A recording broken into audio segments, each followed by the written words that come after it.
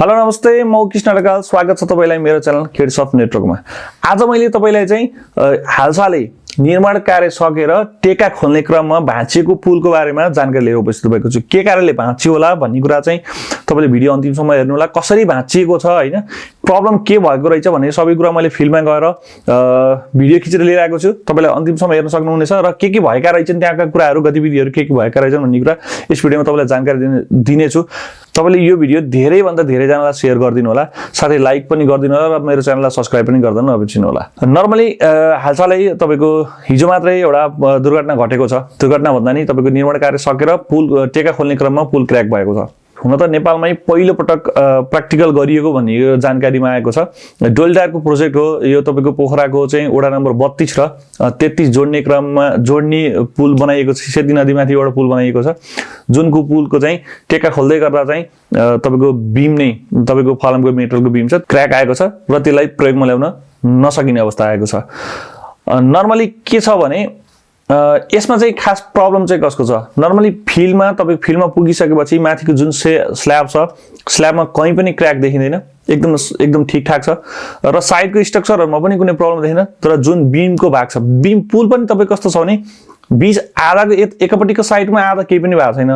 तपाईको आधा भाग चाहिँ जुन बेरिङ देखुन्टै लचकेको छ भनेको बीचमा जति पनि देखिएको छ नि त नर्मल फिल्डमा जो कोहीले पनि छुटाउन सक्नुहुन्छ। मैले तपाईलाई चाहिँ देखाइ पनि रहेको छु। यो चाहिँ खास के कारणले भएको हो? निर्माण व्यवसायको कमजोरीले हो अथवा तपाईको सरकारी लापरवाहीले भएको हो। यो नर्मली हेर्दा चाहिँ झट्ट हेर्दा चाहिँ निर्माण व्यवसायको लापरवाही पनि देख्न सकिन्छ। तर अलिकति बुझ्ने तरिकाले अलिकति गहिरो तरिकाले हेर्न सकियो भने यो चाहिँ डिजाइन नै रङ हो कि भन्ने पनि आशंका गर्न सकिन्छ। यो कस्तो छ भने यो तपाईको यदि लामो 61 मिटर लामो यो पुल छ। 61 मिटर लामो पुलमा माथिको स्ल्याबमा तलपट्टि डाइरेक्ट बीम दिएको छ। बीमलाई कुनै पनि सपोर्ट दिएको छैन हैन। नर्मली कुनै पनि बीम सपोर्ट गरेको छैन। खास जस्ट मेटलको बीम तल र माथि जुन तपाईले देख्नु भएको छ त्यसरी नै दिएको छ। त्यसलाई कुनै पनि आधार सपोर्टिङ आधार छैन। यसले गर्दाखेरि पनि हुन सक्छ लोड जति एकै ठाउँमा केन्द्रित भएको र त्यसलाई लोडको भार क्षमता चाहिँ वहन गर्न नसकेर चाहिँ क्र्याक आएको हुन सक्छ। अथवा यो भनौं निर्माण व्यवसायले प्रयोग गरेको जुन फलम जुन बीमहरु छन् त्यो बीम नै चाहिँ गुणस्तरहीन प्रयोग गरिएको पनि हुन सक्छ। यदि गुणस्तरहीन प्रयोग गरियो भने निर्माण व्यवसायलाई चाहिँ तत्काल कडा भन्दा कडा कारबाही पनि गर्नुपर्छ र त्यो पुल फेरि बनाउन लगाउनुपर्छ मेरो मान्यतामा भन्दै गर्दा।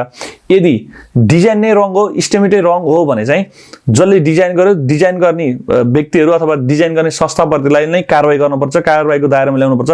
हुन त नेपालमा धेरै जस्तो प्रब्लमहरु छन्। धेरै जस्तो ठाउँमा चाहिँ तपाईको डिजाइनहरु फेल भइरहेको छन्। तपाईको लागत इस्टिमेटहरु चाहिँ रङ तरिकाले इस्टिमेटहरु गरिएको छन्। यसको सरासर भागीदार चाहिँ निर्माण व्यवसाय मात्रै भोगिरहेका छन्।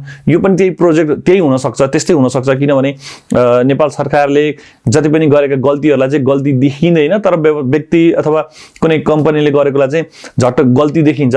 यहाँ तपाईको फिल्डमा पुग्दै गर्दा निर्माण व्यवसायले आफ्नो काममा कुनै पनि कमजोरी गरेको देखिँदैन। निर्माण व्यवसायले आफ्नो काममा कुनै पनि कमजोरी गरेको देखिँदैन।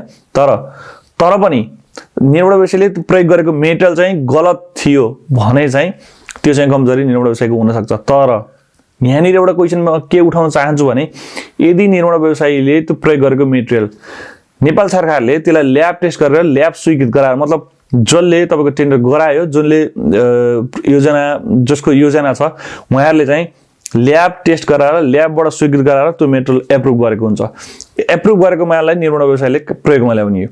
यदि त्यो मेटेरियल रङ थियो, मेटेरियल पास थिएन भने चाहिँ किन एप्रुभ गर्न दियो?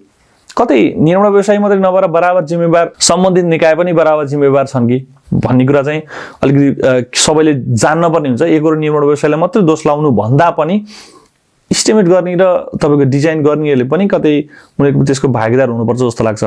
यदि निर्माण व्यवसायीले कमसल खालको माल प्रयोग गरिएको छ भने उलाई त्यो पुल बनाउन लगाएर कडा भन्दा कडा कारबाही गराउनुपर्छ।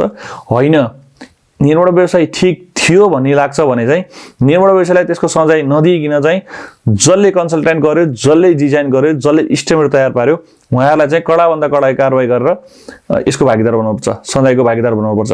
यो मैले तपाईँलाई भिडियोमा देखाइरहेको छु। के छ भने यो जस्तो 61 मिटर लामो छ, यो बनाउनु चाहिँ इलाइट कन्स्ट्रक्सन कम्पनीले बनाएको छ।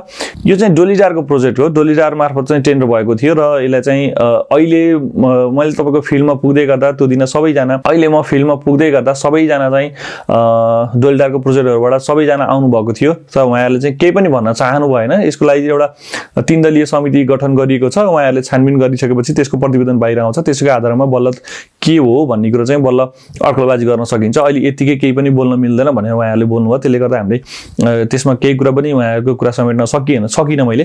नर्मल्ली हामीले हेर्दा एउटा आम नागरिकले हेर्दाखेरि पुल ठिक छ, सबै कुरा ठिक छ हैन। जस्ट बीम मात्रै प्रब्लम आएको छ।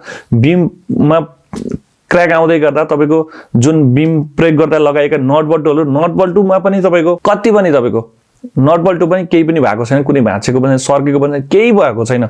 जस्ट बीमको जुन बीमको भाग मात्रै बेन्ड आएको छ। लोड जति सायद एकै ठाउँमा परेको हुनसक्छ। यो तपाईँको लम्बाइ 61 मिटर लामो हुँदै गर्दा चाहिँ आधा भागमा केही पनि भएको छैन भने बाँकी आधा भागमा चाहिँ तपाईँको बेरिङदेखि लिएर चाहिँ यो चाहिँ अलिकति सर्केर अलिकति बेन्ड भएको छ, जुन तपाईँले देखि पनि राख्नु भएको छ। यस्ता किसिमको प्रब्लमहरू आगामी दिनमा नआओस्। जे होस्, पुल जस्तोसुकै भए पनि जेको प्रब्लम भएको छ, जसको कारणले गर्दा गल्ती भएको छ, निर्माण व्यवसायको कारणले गर्दा गल्ती भएको छ नि निर्माण व्यवसायलाई क्षतिपूर्ति दिइरायोस्। यदि निर्माण व्यवसायको छैन र डिजाइन इस्टिमेट गर्ने कम्पनी मार्फत त्रुटि भएको छ भने उहाँलाई कडाभन्दा कडा कारबाही गराएर सम्बन्धितको क्षतिपूर्ति पनि बेहोर लगाइयोस्। नर्मली यस्ता किसिमको प्रब्लम चाहिँ कहीँ पनि नघटोस् हैन। यस्ता किसिमको प्रब्लमहरू आउन सक्दो रहेछन्। यो कुरामा चाहिँ ख्याल गर्नु पर्दो रहेछ भन्ने कुरा चाहिँ जो कोहीले पनि जान्न पर्ने जरुरी छ। त्यसले गर्दा धेरैभन्दा धेरैजना साथीहरूलाई सेयर गरिदिनु होला, सबैजनाले थाहा पाउन्। लाइक पनि गरिदिनु होला, आफ्नो जिज्ञासा कमेन्ट मार्फत भनिदिनु होला। भन्दै भिडियो अन्तिमसम्म हेरिदिनु भएको भए नमस्ते, धन्यवाद।